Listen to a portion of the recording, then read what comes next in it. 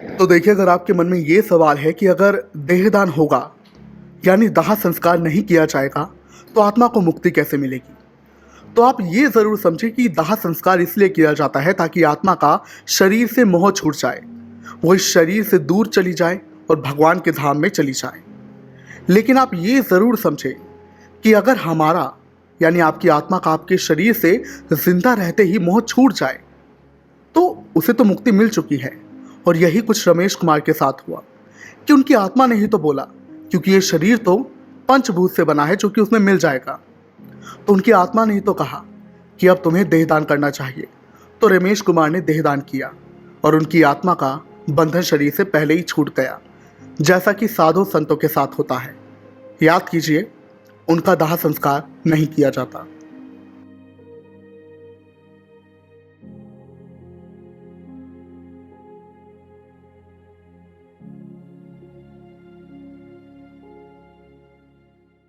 नमस्कार, आप देख रहे हैं की दहाड़। मैं हूं आपके साथ होम पांडे।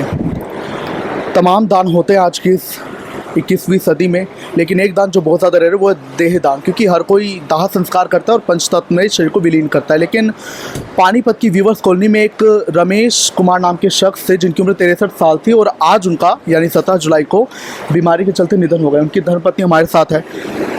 उनकी ऐसी इच्छा क्यों थी कि उन्हें दाह संस्कार की बजाय अपना देह दान करना है? वो शुरू से ही सेवा भाव में थे, आश्रम में भी सेवा करते थे, वो हमेशा सेवा में ही रहते थे। इसलिए उन्होंने पहले ही मेरे को बोल दिया जब मेरे को कुछ हो जाए तो मेरी देह दान की जाए। तो जब उन्होंने कही बात, आप पर क्या बीती? क्या आप राजी हुई सुबह? अब मैं भी सहमत हूँ, मैं अपने ही खुद डोनेट करूँगी। मैं भी इसी राय में हूँ। नाम क्या आपका? मेरा मंजू परेजा।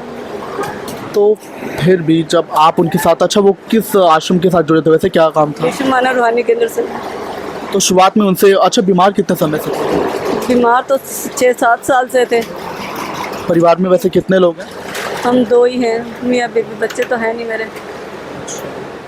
तो यहाँ आप उनकी धर्मपत्नी को सुन पाएंगे, इनका भी आप हौसला देख पाएंगे। इन्होंने बोला कि जब मेरी भी मृत्यु होगी, जब मैं भी संसार से विदा होंगी तो मैं भी अपना देहदान करूँगी। और इनके पति ने अपना देहदान किया, एक संस्था के साथ जुड़े थे, सेवा भाव से काम भी कर रहे थे। अब देखिए, चूँकि अधिकतर लोग दाह संस्कार इसलिए करते हैं कि जो शरीर है उसका आत्मा से बंधन छूट जाए और पंचतत्व में शरीर विलीन हो जाए। लेकिन फिर भी ये जो देहदान होता है, इसके ज़रिए जो मेडिकल साइंस के स्टूडेंट्स रिसर्च करते हैं, समझते हैं मानव शरीर को, उसके अंगों को, ताकि जो आगे आने वाली बीमारी है उसे और दूर किया जा सके। कि मान लीजिए उस शरीर पर स्टडी करके वो ये समझते हैं कि अगर किसी को इस ऑर्गन में बीमारी है या इस अंग में बीमारी, उसे कैसे ठीक किया जाए, क्या कुछ किया जाए। तो यानी एक ज़िंदगी से, एक देहदान से करोड़ों ज़िंदगियाँ संवरती हैं, ऐसा हम कह सकते हैं। आप क्या कहेंगे इस पर? कमेंट्स में ज़रूर बताएं।